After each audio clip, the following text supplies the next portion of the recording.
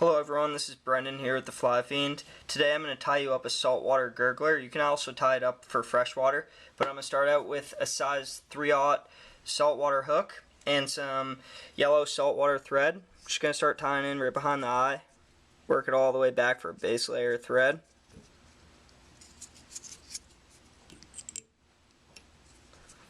Then work back up. Go ahead and clip that tag end.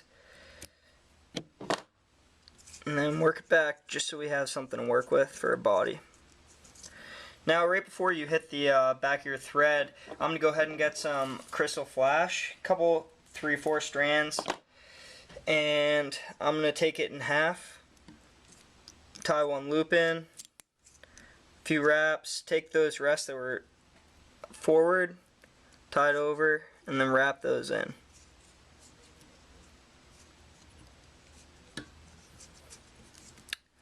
Alright, now we have our crystal flash in the back, and today I'm going to be using a few colors. I'm going to be using tan and green and some olive. So for the back I'm going to use some bucktail around that crystal flash for the tail in the water. So I'm going to start off using some tan bucktail, and I'm going to try to spread it around the hook so it covers around that flashaboo. So a few loose wraps. Make sure you get it in there, then tighten down and tie in that front piece. Now this is going to all be covered up, but this will help to keep down in place. And then work back.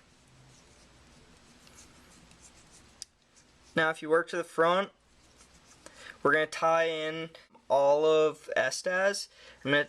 I like to strip a few ends of the front that you can see there. Just strip out the Estaz so that you have a little something to tie into. So start tying that thread in from the Estaz and then work your way back. Once you reach the back, make a couple wraps and leave that hanging out the back. Now we're going to use our foam. You can get this foam online from any fly tying distributor, but you can also go to AC Moore and get thinner or thicker depending on how much you want. But right now I'm going to use 2 colors. So I'm going to actually tie the tan on the bottom. So when you tie them in, I like to cut them to a point, and I'm going to tie it in with the tan facing up, because that when we flip it over, it'll be facing down. So take those 2 points and kind of bend them around the hook and really tie them in tight right there. Work it back and tie that foam in tight. Once you get a few wraps in there, make sure it's placed okay so you can fold it forward, and then try to tie those points down. And once again, this is going to all be covered by the Estaz, but this will help kind of the body.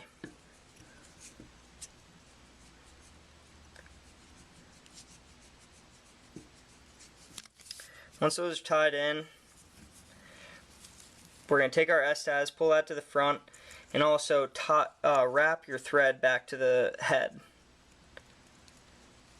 Once it's wrapped to the head, we're going to take our Estaz and wrap it nice tight wraps all the way up the hook shank. And make sure when you do it, you're pulling the Estaz back so it doesn't wrap on top of each other and it'll leave a good fluffy body.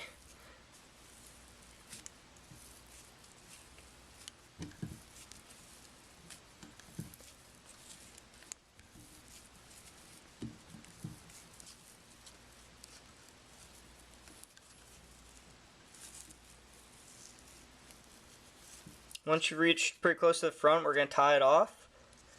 A couple wraps.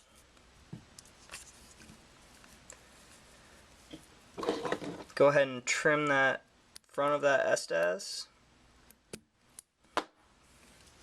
Get a few more wraps tied in tight.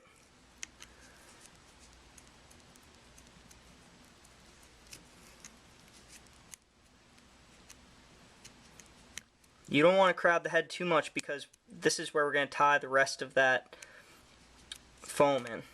So now you can see we have a good body. We have these 2 foam pieces that we're going to wrap on top, and then we'll be able to loop back to really kind of give it that pop feeling. So now, leave a little, you can kind of see that there's a little hump right there, and this is going to help it float on the surface. It's going to catch that air and make it kind of like dive down in the front, and then when we tie the front back, it will pop the water. So we're going to go ahead and take a few loose wraps, pull down those loose wraps. You can see it already wants to fold over if you pull it back. Once you get those, just kind of sort out the body and keep tightening down. Make those wraps in the same spot. You can see all those wraps are in the same spot, so there's not multiple little bumps. Get a few more nice and tight. Great. Now you'll see that there's a good body. You can see that the back there will kind of help the popping. And we have these front ends. So now you can do it a couple ways. Some people will leave them just like this, and they'll round the front, cut the front so it's round, and that will kind of help push the water and make the wake. Some people will tie it back, and then this part right here will help make the wake. Or some people will just tie one back and then cut the other. For this, I'm going to tie them back and leave a little bit so it helps kind of pop. And I'm going to try to make it on that same wrap line that you see there. So go ahead and make a few loose wraps. Make sure it's on the same wrap as down below. Make sure it's right on top. Same wraps. Nice and tight. This is where the saltwater thread comes in nice because it's good, strong thread. Alright, there you can see we kind of have that head. So now I'm going to go ahead and trim these. If you want to trim a special way, that's your choice. For now, I'm just going to clip them straight.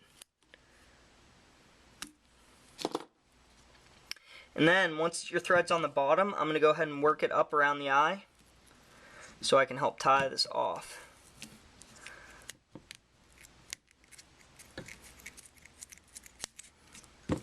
Now I'm going to go ahead and take my whip finish, get it around there, 1, 2, 3, one more, 1, 2, 3, pull tight, go ahead and clip. There you can see this is a good gurgler. Like I said, people like to do a bunch of different things with these tag ends. But for this sake, I'm just going to kind of come to a point. I kind of like to do that. And then the reason I like the tan on the bottom is it's lighter, like the belly of a fish or whatever. And then also, you can help see it on the dark water. So there you go. There's a good gurgler. It's great for striped bass and bluefish. And also, if you want to tie it for freshwater, largemouth or smallmouth will certainly hit on the surface. So there you have an easy gurgler.